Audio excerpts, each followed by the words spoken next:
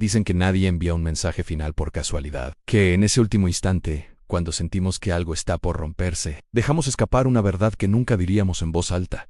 Esta es la historia de alguien que hizo exactamente eso. Y lo peor es que su último mensaje no fue una despedida, fue una advertencia que nadie entendió a tiempo, una advertencia que, si hubiera sido tomada en serio, podría haber evitado lo que estaba por venir. Ahora juntos, vamos a recorrer esta historia desde el final hacia el principio, para descubrir cómo una simple notificación en la pantalla terminó convirtiéndose en el inicio del peor desenlace posible. La policía encontró el teléfono en el suelo, aún con la conversación abierta. La pantalla, iluminada por la fría luz azul, mostraba una única frase en "No abras la puerta". No es quien dices que es en ese mensaje había sido enviado apenas 2 minutos antes de que todo terminara.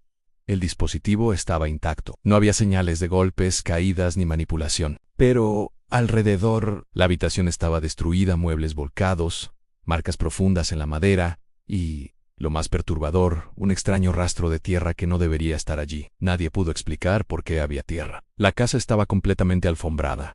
El suelo exterior estaba seco desde hacía días, pero la tierra estaba húmeda, demasiado húmeda. La escena parecía el final de una lucha desesperada, pero lo inquietante es que solo había un ADN en el de la víctima, como si hubiera estado luchando contra algo que no estaba ahí, o contra alguien que no dejó rastro. Fue entonces cuando los investigadores revisaron la última conversación, una conversación que había comenzado horas antes con mensajes triviales, comentarios cotidianos, hasta que algo cambió en el tono. A las 9:47 de la noche, la víctima escribió: "Creo que alguien entró en la casa, no había explicación. Las cámaras internas no captaron nada. Las ventanas estaban cerradas. La puerta principal seguía con la cerradura intacta". 10 minutos después, llegó otro mensaje: "Escucho pasos arriba, pero yo estoy abajo". La policía determinó que en ese momento la víctima estaba sola en la casa, o al menos debería haber estado sola. A partir de ese punto, la conversación comenzó a volverse errática, como si la víctima escribiera cada palabra mirando constantemente por encima del hombro, y entonces, a las 10:03 de la noche, un nuevo mensaje: "No es una persona". Era imposible no notar el temblor en esas palabras. Hasta entonces,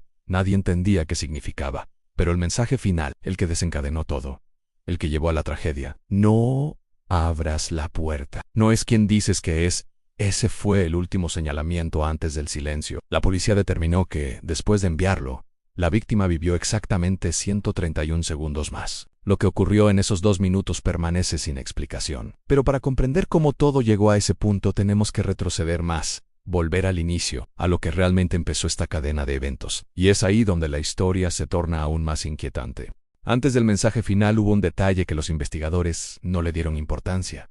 Hasta mucho después, la víctima había recibido una llamada perdida. Una única llamada, de 3 segundos. El número no tenía registro, no pertenecía a ninguna compañía.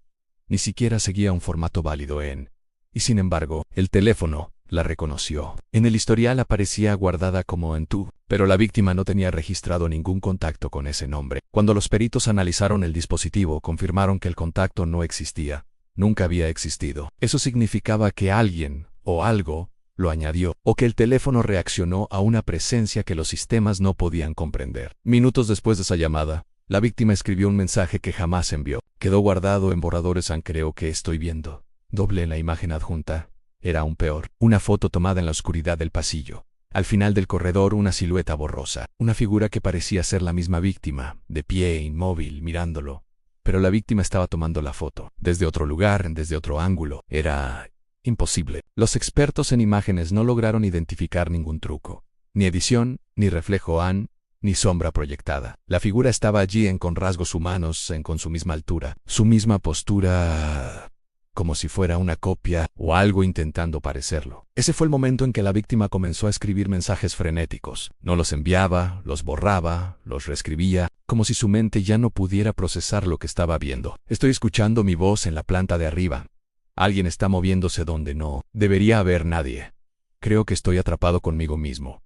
Los investigadores coincidieron en que estas frases no parecían producto de una paranoia repentina. Había coherencia, había miedo real, había observación. La víctima estaba describiendo algo que se estaba desarrollando en tiempo real. Y entonces, a las 9:58 de la noche escribió: "Algo está detrás de la puerta del baño". En el audio recuperado del teléfono, captó 3 golpes lentos pesados, como si alguien o algo, tuviera una mano demasiado grande para ser humana. Después de esos golpes, la víctima corrió escaleras abajo. Eso explicaba la respiración agitada en los audios posteriores. Pero lo que escuchó después fue lo que terminó quebrando su cordura. Un susurro con su propia voz. No abras. Ese fue el punto exacto donde el miedo se transformó en desesperación. Aún así, faltaba algo. Faltaba el detalle que explicaba por qué la víctima creyó que no estaba sola desde mucho antes. Para entender completamente la historia debemos ir todavía más atrás, hasta la mañana de ese mismo día. Horas antes de la final, todo parecía normal. La víctima se despertó, tomó café, envió mensajes rutinarios a amigos, compró en línea.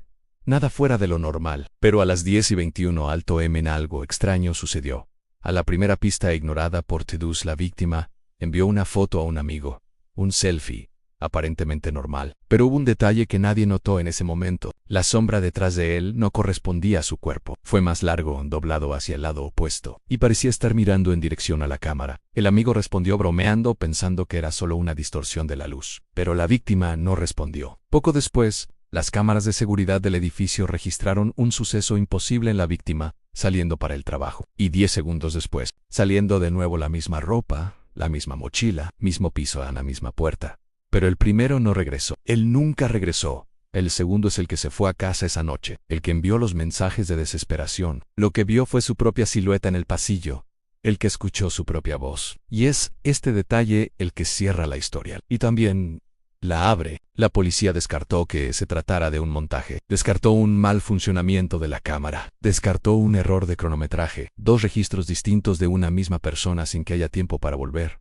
Y es como si algo que parecía ser él, lo había seguido desde la mañana. Y tal vez, el último mensaje no fue escrito para otra persona. Quizás no fue una advertencia para salvar a alguien. Quizás fue una advertencia dirigida a sí mismo. No abras la puerta. No es quien dices que es volviendo al punto de partida. Solo queda una pregunta. ¿Quién fue realmente el que envió la última mensaje? ¿La víctima o su copia?